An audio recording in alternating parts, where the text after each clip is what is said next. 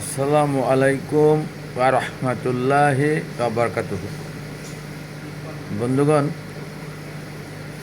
অনেক দিন ভেবেছি দুইটি বিষয় নিয়ে কথা বলবো সোশ্যাল মিডিয়ায়। এই বর্তমান ইন্টারনেটের যুগে ফেসবুকে ছোট্ট বিষয়, কিন্তু তারপরও বিষয়টা অনেক ভেবেছি যে কিভাবে বলবো, কিভাবে দেখবেন, কিভাবে নেবেন, কিভাবে নিব আমরা। এই বিষয় নিয়ে কেউ যেন আমরা অন্য দৃষ্টিতে না নেই, অন্যভাবে না দেখি। বিষয় দুইটি হলো, পারিবারিক শিক্ষা বলতে একটি কথা আছে, সেটা কিন্তু এখন শুধু পরিবারের মধ্যে সীমাবদ্ধ না। আমার মনে হলো, যা আমার মন থেকে আসা কথা বললাম ফেসবুকে।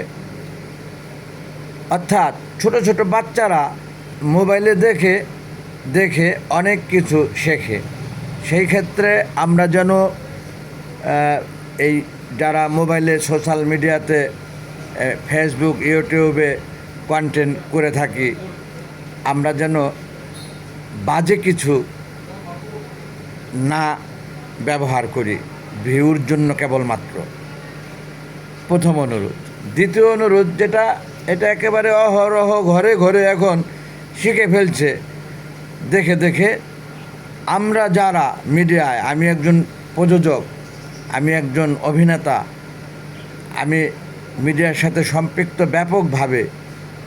আমি এই জন্যই আমরা বলছি, আমরা যারা নাটক, সিনেমা, দিস দ্যাস কন্টেন্ট বানাই, তারা যেন অন্ততপক্ষে আমাদের দেশকে ভেবে, আমাদের এই মুসলিম কান্ট্রি বাংলাদেশকে ভেবে সেই কন্টেন্টে, সেই মুভিতে, সেই নাটকে, সেই টেলিফিল্মে স্বামীকে স্ত্রী তুই সম্বোধন করে কথা না বলে।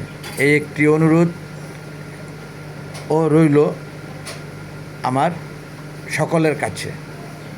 অর্থাৎ দুইটি অনুরোধ করেছি আমি। একটি হলো, পারিবারিক শিক্ষা কেবলমাত্র আমাদের পরিবারের মধ্যে সীমাবদ্ধ না বর্তমানে। কারণ এই সোশ্যাল মিডিয়ায় বর্তমানে বাচ্চারা মোবাইলে দেখে দেখে অনেক কিছু শিখে ফেলে, যা ওই পরিবারে না, ওই পরিবারের আচরণবিধিতে পড়ে না, সেরকম কিছু শিখে যায়। এরকম কিছু যেন না করি আমরা, এক।